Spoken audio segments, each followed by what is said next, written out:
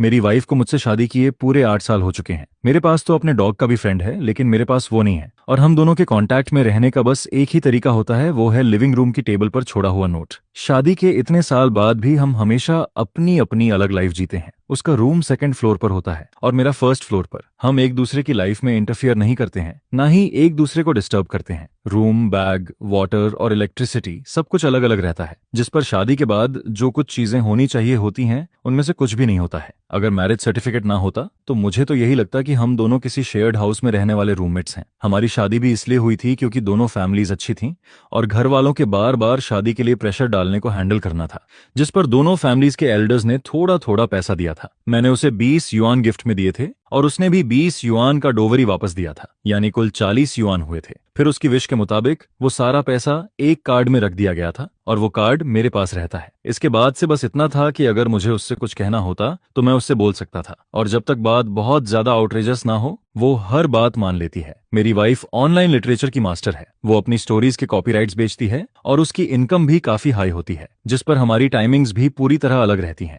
मैं दिन में काम पर जाता हूँ तब वो सोना शुरू करती है, और जब मैं रात को सोने जाता हूँ तब वो उठकर काम करना शुरू करती है, जिस पर पिछले कई सालों में हमने एक दूसरे से 10 वर्ड्स से भी कम बात की है। लेकिन आज पहली बार मुझे उम्मीद नहीं थी कि वो खुद मेरे सामने नीचे आएगी। यू क्वाइटली आज बहुत अलग तरीके से तैयार होकर नीचे आती है।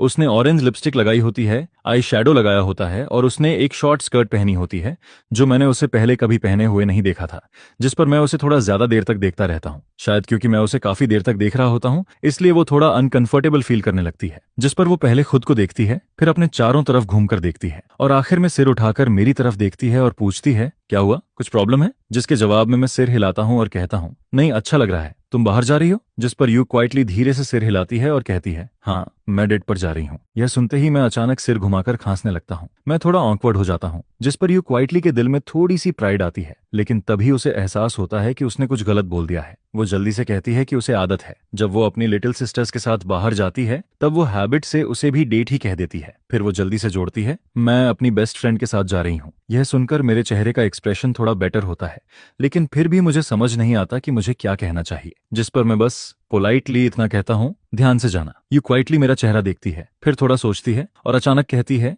वो फीमेल बेस्ट फ्रेंड है, जिस पर वो फीमेल वर्ड पर खास जोर देती है, जैसे उसे खुद थोड़ा गिल्टी फील हो रहा हो, क्योंकि अगर फीमेल बेस्ट फ्रेंड है तो क्या उसके पास मेल बेस्ट फ्रेंड भी है? शायद यू क्वाइटली सोचती है कि मैं अपने दिल में यही सोच रहा हूँ, जिस पर वो दांत भींचकर फिर कहती है, मेरे पास कोई मेल बेस्ट फ्रेंड नहीं है, मेरे आसपास कोई मेल फ्रेंड भी नहीं है। लेकिन ये बोलने के बाद भी उसे और ज्यादा फील होने लगता है, जैसे उसने कोई चीटिंग की हो और फिर पकड़ी गई हो, जिस पर वो अपना सिर थपथपाती है और अपने दिल से इस गिल्ट को निकालने